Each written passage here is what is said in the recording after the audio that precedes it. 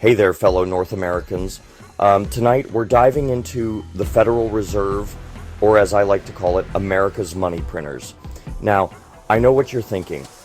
John, talking about the Federal Reserve sounds about as exciting as watching paint dry.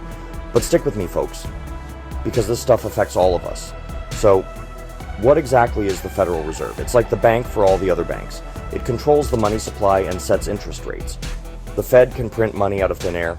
They call it quantitative easing. Injecting trillions of dollars into the economy. Free money. What's not to love? But it comes with a price. And that price is inflation. When you pump more money into the system, the value of each dollar goes down. It's like less pizza to go around for everyone. Okay, let's talk about debt. Specifically, the national debt. Now, I'm not talking about your student loans or that credit card bill you've been meaning to pay. I'm talking about the truly mind-boggling amount of money that the US government owes to, well, pretty much everyone. We're talking about a number so big, it's practically meaningless. It's like trying to explain the concept of infinity to a goldfish.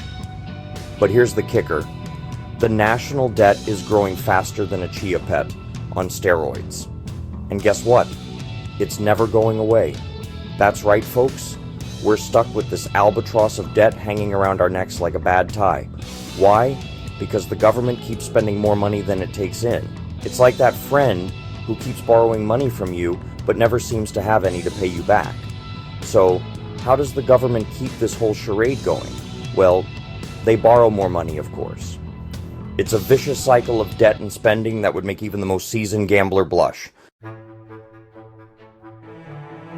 Remember that whole inflation thing we talked about earlier? Well, it's back, and it's brought friends. See, when the government borrows money, it drives up interest rates. And when interest rates go up, everything gets more expensive. Your mortgage? More expensive. Your car loan? More expensive. That avocado toast you like so much? You guessed it, more expensive. It's enough to make you want to move into a van down by the river and live off the grid. But here's the real kicker. Inflation is like a hydra. You cut off one head by raising interest rates, for example, and two more grow back. It's a constant battle that the Fed is fighting, and frankly, they're not winning. So, what's the solution? Well, that's the million-dollar question, isn't it? Some people say we need to cut spending, others say we need to raise taxes.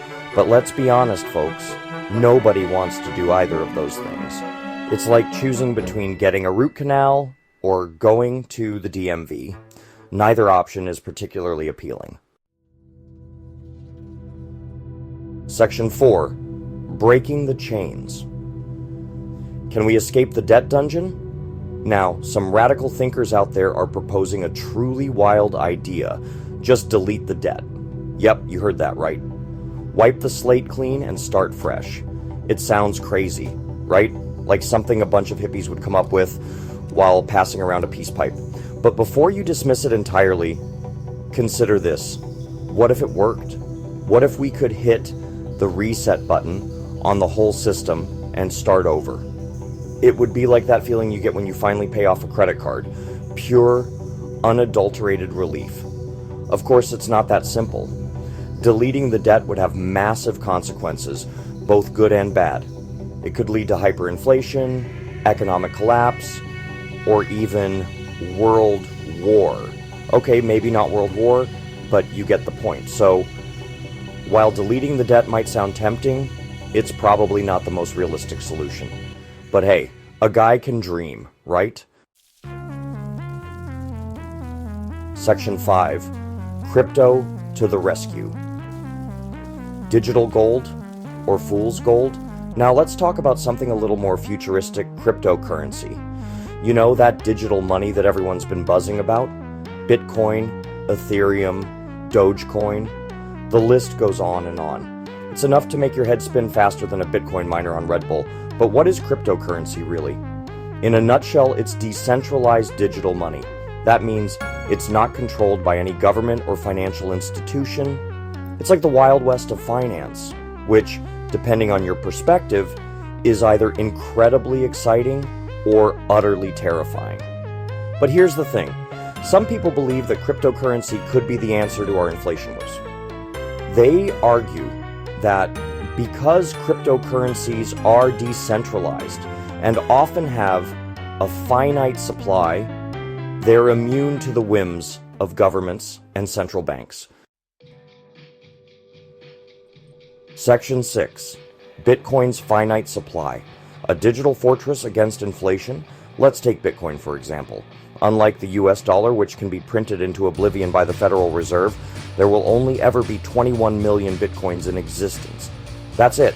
No more, no less. It's like a digital gold rush. But instead of panning for gold, we're mining for Bitcoins. This finite supply, proponents argue, makes Bitcoin a hedge against inflation. As more people invest in Bitcoin and demand outstrips supply, its value should theoretically increase. It's like that limited edition Beanie Baby you had as a kid. The rarer it gets, the more valuable it becomes. Now, I'm not saying that Bitcoin is the be-all and end-all solution to inflation. It's still a highly volatile and speculative asset. But it's an interesting concept, and it's definitely shaking things up in the financial world. Section 7. A crypto utopia. Dream or possible reality. So can cryptocurrency really save us from the clutches of inflation and the Federal Reserve? Well, it's still too early to say for sure. The world of crypto is still in its infancy, and there are a lot of unknowns. It's like trying to predict the weather a year from now. You can make educated guesses, but there's always a chance you'll be caught with your pants down.